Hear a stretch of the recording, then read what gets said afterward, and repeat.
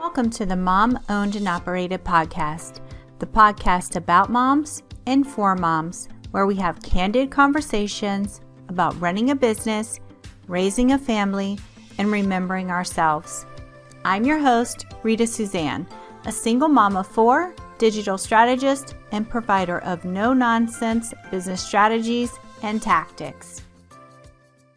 Hi, this is Rita Suzanne with Mom Owned and Operated, and today I'm talking to Lindsay Burns, and I'm so excited to talk to you, Lindsay, about moms and balancing all of the things. So please tell us a little bit about yourself. For sure, and thanks for having me, Rita. So yes, I am Lindsay. I am a Canadian I live near Toronto in Ontario with my husband and our two little boys. So one of them is 3 and one just turned 1 in December.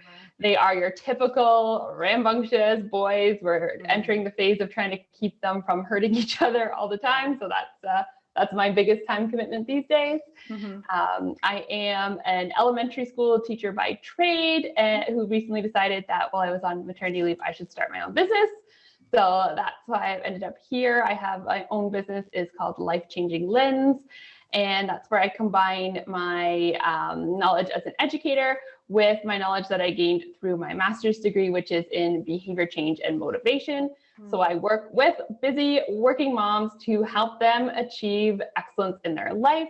I don't believe that being a working mom means that you have to spend your life miserable and burnt out and only serving others and waiting for that day when you can take care of yourself again. I feel very strongly about that. So that's where I am trying to add value and kind of change the script on that a little bit. Great. I mean, that's so amazing because, you know, us moms, we're always burning ourselves out. So tell me then what your typical day looks like. For sure. So it's a bit of a weird time because we've been in and out of school up here. My husband is a high school teacher. So my typical day has flip-flopped a lot, but I'll give you an example. So usually it starts out with being full on with the kids in the morning. And then my husband and I have a deal where we trade off on time in the gym. So we have a gym in our home. So I'll start my day then with that and shower, all that stuff that makes me feel good and like I'm actually ready to take on the day. That is definitely one of my keys to success. And then I'll have a couple hours of work time before he goes to work. So that's where I have my uninterrupted kid-free time that I value. Then it's back on full with the kids. I'll sneak in work during nap time while my oldest does an activity. And then, you know, the whole lunch deal. And then afternoons are pretty much full on with the boys because we have no more naps to depend on. Away we go. We're keeping busy. We're outside. We're going for walks. We have a big property. We're lucky that way. So we spend a lot of our time outside.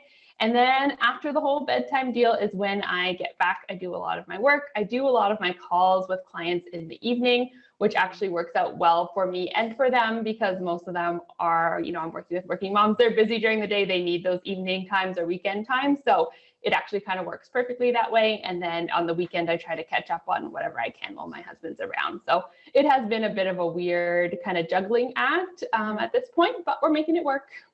So since you focus in on behavioral change, what is your number one tip for moms or, you know, to help us, I guess, change a little bit of these behaviors so that we can actually have the balance that we need? Great question. Big question. There's not really like one clear answer there, but I'll try to name a few things here. So for one thing, the biggest thing is getting really clear on your personal values and what you actually want in your life, because we get caught up in we're on the hamster wheel, we're trying to keep up with so-and-so. A lot of the things we think we need to do, like the perfectly clean house, all those things maybe don't actually align with a lot of people's values. It's a should. So we work on getting away from those shoulds because it makes it so much easier then to set boundaries, to decide what you actually are allowing in your day and what you don't allow. And I always say, no planner in the world is going to help you if you are just allowing too many things into your day. So it's being really critical that way, scrap the giant to-do list that people love because they get the little dopamine hit every time they check it off. That's not working. So that's a really big piece that way. The value-driven time management is what I call that. A second really big piece is getting moms to take care of themselves first. So getting in that movement, making sure they're eating their meals. Those little things that often get pushed to the back burner as a luxury are actually the things that are going to make you be more efficient in your day. If you're burnt out, you're moving slowly, you're taking, 5 times longer to do something. So when you actually invest in yourself and take care of yourself, then you can have more things in your day because you're focused, you're getting them done. So that's a huge thing. That's why moms are always reluctant to take care of themselves, but I push for that because it truly is so important. And then with the behavior change specifically, I focus on small changes. And the way the analogy I like to use for this is if you think of a diet. A lot of women have done a diet, they've gone hard, they've done something big, they burnt out because it wasn't manageable and they were right back where they started. But then additionally, they're feeling like a failure. When the failure wasn't on the person, it was that the plan didn't match their life. It wasn't realistic. And it's the same in anything in our lives. We go big, we go hard, we look for the flashy fix, and we burn out. So I focus on those little steps that you can take that actually fit with each person's individual life, because the most perfect plan in the world doesn't matter if you're not going to do it or you're not able to do it. And we focus on those little small changes that will compound over time to give you that big success. Focus a lot on habits and systems, those little actions every day, because that's what propels you forward, not that big thing you did that one week and then it didn't work. So that's a lot, but in a nutshell, those 3 areas I find are the areas that make the biggest impact for working moms. It's so funny because my next question was going to be, since you were talking about behavioral changes, small little changes, I was going to ask you is like that part of like habit stacking, or, like one thing you do this and you do that, and then also I can relate so hard to the overuse of the to-do list. Like I am, we're making a list, it's like 20 things on there, and then we just only check one off for the day. And it's like, I feel so bad because I didn't, I didn't get to do more. But when you have kids coming in and out of the room while you're trying to work, it makes it really hard, especially like, I just need that structured time. Like, let me focus on this, but they have their needs, and then they come in and it takes me 3 times as long because of all of the interruptions. So, I mean, I totally. Absolutely. And that's the problem with the to-do list. There's a couple of problems, but one is then we want to get the most checks as possible makes us feel successful, right? So what do we start with?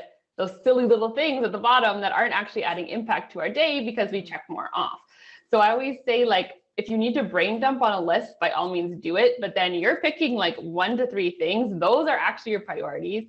And it's more important to set yourself up for success than it is to get a million things done. Because every time you set yourself up for success, that's a vote towards the person you want to be. You're the person who gets stuff done. You're the person who's successful. That's motivating. The next day you show up ready to go. If every day you end your day looking at this list and it makes you feel awful, right? We're not contributing to any long-term success, right? Over time is just going to make you depressed even more, because you're going to have to keep adding more and more things to the list as, as life happens, right? Yeah, for sure. So tell me, like, what is your biggest challenge in being a mom and running a business at the same time? Yeah, absolutely. Where do I start? Right now, and I hate to always blame COVID and all that kind of stuff, but we pulled, well, my youngest was just born at the time, but we pulled my oldest out of daycare when everything was happening. And then we decided not to keep paying for his spot because it was going on. So they're both home with me full time. So for me, it's not having those daytime hours I can count on. When my husband is home working from home too, we can trade off. He's going back tomorrow to be full-time gone. I'm going to adjust again. So it's just not having that designated work time. For me, I do work better in the day. By the time the kids have gone to bed, I'm slow, I'm sluggish. My energy is drained, all that kind of stuff. So it's just the biggest challenge right now is I miss having those daytime hours when I feel most creative. Oh, I feel you. And now, some people, they say they get up early and they do all of their work and everything. But if I get up early, I'm literally just going to be scrolling on my phone, doing absolutely nothing. So you will find me up in the middle of the night, doing all the things. And I don't know. I just actually work better like that, but it's not good because I'm not sleeping, right? Sleep and drinking water and eating and all of the things. I mean, I do get a fair amount of sleep, but I feel like, everybody's like, oh, be in bed by 10 o'clock. I'm like, 10, geez. Yeah, I mean, it depends what works for you, because some people are night owls and they are genuinely functioning their best then, right? Like I'm just not one of them. Right. And we're up early. The kids are up at, 5:30 anyways. And I like getting up early, but 5:30 is kind of my limit. Like I'm not going to be one of those people who gets up at 4 a.m. I can't do it. So it is what it is. When you have younger kids, they get up earlier. And I remember that. But now that my kids, my youngest is 10. And so he likes to sleep in. And so that, I guess, helps my pattern. Plus, without the school, like they go, my kids are like blended. They go half and half. So they do some here and then some at school. And so they end up not even having to get up until 8 o'clock anyways. And so that actually works out really pretty good for me. But so you're telling me there's hope as we get older. I like that. There is hope. I didn't think that there was, because I remember my boys are 2 years apart as well. And I just remember feeling the same thing, like, oh my goodness, do I have to get up so early every day? But back then I was working in corporate, so I had to get up anyways. Yeah, it's a little different. Yeah. I mean, we got up early before kids too, but I got up early to, spend time in the gym and walk the dog and get that alone time, now it's like up and somebody needs you from the second you wake up. Ah, yes. The demands, the pulls of the little ones. I mean, 8 is probably the latest that I usually sleep in. So I guess it's not like too late, but it's not 5:30. Okay. So if another mom came to you and she wanted to start her own business, what would be like the best tips that you could give her, as far as like, this is what I've learned in my experience? That's an excellent question. That takes some thought to get the most effective response there. But I think one thing for me that I've realized is I didn't hang out on Instagram. A lot of my business is Instagram driven. I should start by saying that.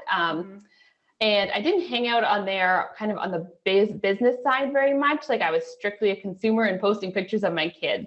So I would suggest spending time on the business side, connect with accounts that are doing a similar thing, get a feel for it, because once you get in there, you're going to start thinking you need all these things to get your business going, and people will reach out and give you advice or try to sell to you. And if you're new, it's easy to get caught up in the mindset of, oh, yes, I probably do need that. Right. Whereas if you're already spending some time there and you're getting a feel for it, you're really being specific about exactly what you want to do, then you can narrow in on exactly what you need and just save yourself some time that way, save yourself some investments that way. So just spending a bit of time in the space before you fully commit and go all in. I'm someone who likes to jump in and take action right away, which in some situations like that's great, but sometimes it also pays to sit back and watch a little bit and just get a feel for it.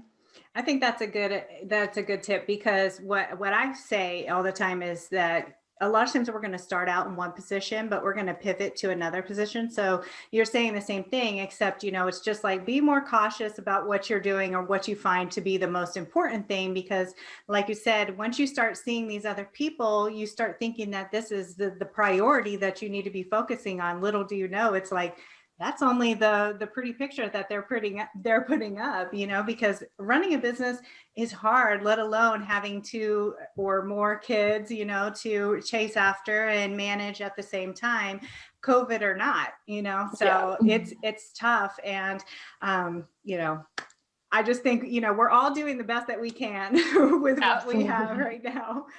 So,